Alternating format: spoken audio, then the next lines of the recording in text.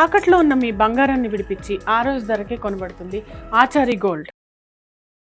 పవన్ కళ్యాణ్ మీద సిబిఐ అంటే case file చేశారు. అది పిటిషన్ అధికార దుర్వినియోగం చేస్తున్నారు అని చెప్పేసి దాన్ని ఏ విధంగా చూడాలి సార్? విజయ్ కుమార్ గారు ఏదో మనం కంఠశోస తాపత్రయం తపన తప్ప జరిగేది ఏం లేదు సార్.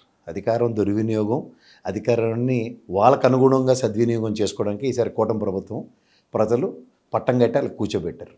వాళ్ళు ఆడింది ఆట పాడింది పాటగా అధికారం 14 నెలల బట్టి జరుగుతుంది. దీంట్లో కొత్తదనం ఎందుకు చూసి ఆయన ఆవేశపడ్డాడో దాని మీద కంప్లైంట్ ఇచ్చి దాంట్లోంచి ఏదో అవుట్కమ్ ఎక్స్పెక్ట్ చేయడం అన్న దగ్గర ఇంపాసిబుల్ టు నెక్స్ట్.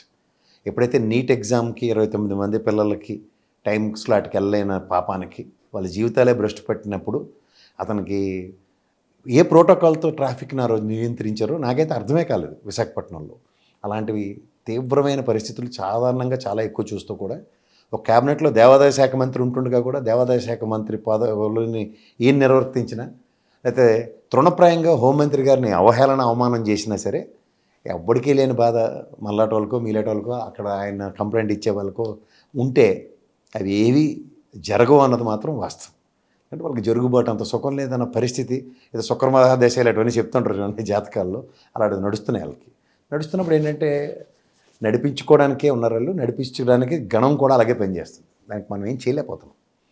సంచేత ఏదో సిబిఐ కంప్లైంట్ ఇచ్చారు లేదంటే అన్న దగ్గర సరే వాళ్ళు ఎప్పుడైతే అభంశుభం తెలియని 30,000 ఆడపిల్లల మీద సుగాలి ప్రీతి విషయం అండ్ సబ్సిక్వెంట్ డెవలప్మెంట్స్లో నేను గవర్నమెంట్లోకి వచ్చిన తర్వాత ఆడపిల్లల మీద అఘాయిత్యాలు దౌర్జన్యాల మీద ఆయన మాట్లాడిన మాటలకి ఎక్కడైనా పొంతన ఉంటుందో చెప్పండి? ఈ రోజుకి కూడా ఎక్కడ వేసిన గొంగలు ఎక్కడే ఉన్నట్టుండి లాండ్ ఆర్డర్ విషయంలో సంబంధిత అధికారులతో కూడా సమన్వయం కాలించుకోలేని పరిస్థితి. గతంలో ఏమంటా అంటే ఇంటెలిజెన్స్ వాళ్ళు వచ్చి మాకు ఇన్ఫర్మేషన్స్ ఇచ్చారు. అలాంటివన్నీ సినిమాటిక్గాను అండ్ ఎలక్షన్ స్టంట్స్ కింద వాటిని చూసి ఆ స్టంట్స్కి ఆ సినిమాటిక్ డైలాగ్స్కి మోసపోయిన ప్రజల కింద వివరణించుకుంటూ పట్టం కట్టినందుకు అనుభవించండి అన్న తప్ప ఇంకే ఆన్సర్ లేదంట. నాయకులు ఏమాత్రం రియలైజ్ అయ్యే పరిస్థితి ఉండదంటారా? ఎవరు రియలైజ్ అవుతారు? ఇప్పుడు ఏం చేయలేరు. రియలైజ్ అయినా సరే రియలైజ్ అయినా ఇప్పుడు ఏమీ చేయలేని పరిస్థితి. ఎందుకంటే చేతులు కాలిన తర్వాత ఆకులు పట్టుకుని లాభం ఏంటి చెప్పండి? చాలామంది చాలా రకాలుగా చెప్పి చూశారు. కొన్ని పరిణామాలు కూడా ప్రజలు తీవ్రంగా గమనించగలగాలి. ఒక పార్టీ పెట్టిన తర్వాత ఎంతోమంది ఎంత కాదన్నా ప్రొయాక్టివ్గా ఇట్నుంచి అటు అటు నుంచి ఇటు జాయిన్ అవ్వడాలు చూస్తాం. కానీ ఈ పార్టీలో నాదెండ్ల మనోహర్ తప్ప ఎవడని పనికొచ్చినట్టు జాయిన్ అవ్వడం చూసారు మీరు ఎప్పుడైనా? దేనికైనా గెలిచిన ఎమ్మెల్యేలో కూడా 13 మంది టీడీపీ వాళ్ళే ఉంది. సో ఇలాంటివన్నీ చూసిన తర్వాత కూడా ఇంకా ఏదో అయ్యో అబ్బో అన్న దగ్గర ఏదో అనుకుంటే వాళ్ళే ముందు భూమి తెల్లారికి మునిపై సరెండర్ అయిపోయి 15 ఏళ్ళు మీ కిందనే మేము ఊడిగం చేయడానికి కొన్నామని చెప్తున్నప్పుడు కూడా ఇతనికి స్వతంత్ర ప్రతిపత్తి ఉందా లేదా ఈజ్ నథింగ్ బట్ ఎ పారాసైటా అన్న కోణంలో ఆలోచిస్తే పొలిటికల్ పారాసైట్స్ కింద వీళ్ళని అభివర్ణించాలి తప్ప ఇలాంటి పొలిటికల్ పారాసైట్స్ ఏంటంటే తాత్కాలిక మినుగుడు పురుగు లైట్లాగే కొంత టైమే ఉంటుంది వీళ్ళది. అలా అన్నయ్య గారి టైం కూడా చూశారు కదా, span of no time vanish అయిపోయారు. ఈయన కూడా అదే ఉంటుంది. కానీ దానికి ఏంటంటే ఓవర్ యాక్షన్ అతి యాడ్ అయింది అనుకోండి, ఆ ఓవర్ యాక్షన్లోనూ అతి భరించాలి అంతే.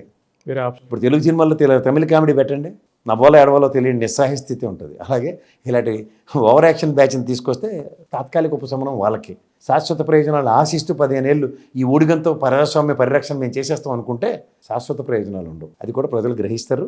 దానికి సమాధానం 2029లోనే చెప్తారు. అప్పటిదాకా మనం వేచి చూడడం. అధికార మార్పిడి జరిగే వరకు అధికార మార్పిడి జరిగినా ఈయన అధికార ప్రస్థానం ఉంటుందో ఉన్నదన్నది మాత్రం ప్రజలు నిర్ణయిస్తారు. అధికార మార్పు జరగవచ్చు, మార్పు జరగకపోవచ్చు, బట్ హిస్ ప్రజెన్స్ అన్నది ఖచ్చితమైన ప్రశ్న. ఏ ప్రశ్నిస్తానని పార్టీ పెట్టాడో తన ఉనికే ప్రశ్నార్థకంగా మారబోతుంది. ఈ విధమైన రాజకీయ ప్రస్థానంతో అడుగులు వడివడిగా వేస్తున్నట్టుగా ఫీల్ అయితే మాత్రం ఎత్తెత్తే అడుగులు ఎంగిలాకులు వేసినట్టే ఉన్నాయి ఇప్పుడున్న పరిస్థితి. ఇదేమో సప్త సముద్రాలు ఇది లాస్ట్కి మురుక్కల్లో పడినట్టే ఉంది. అట్లీస్ట్ మీ అన్నకి కొంచెమైనా ఆయనకి ఇంగిత జ్ఞానం ఉంది కాబట్టి ఆయన జ్ఞానాన్ని వాడాడు. ఇలా అయితే మనతో కాదు, నాతో అస్సలు కాదు అనుకుని మూడో కంటికి తెలియకుండా పార్టీని విలీనం చేయగలిగాడు. మీరు ఇంత బాజాబంతీలతో లేనిపోని బపిలారీ మ్యూజిక్లు కొట్టుకుంటూ శంకరాభరణం సినిమాకి బపిలారీ మ్యూజిక్ కొట్టినట్టే ఉంది మీ రాజకీయం. అంతకన్నా ఇంకేం. మీరు బంగారం తాకట్టు పెట్టి ఆ బంగారం డబ్బులు కట్టలేక ఇబ్బంది పడుతున్నారా? ఆచారి గోల్డ్ వాళ్ళు మీ బంగారం కొని మీ లోన్ తీర్చి మిగిలిన డబ్బులు మీకు ఇచ్చేస్తారు. ఇంకెందుకు ఆలస్యం? ఆచారి గోల్డ్ ఈ నెంబర్స్కి కాల్ చేయండి.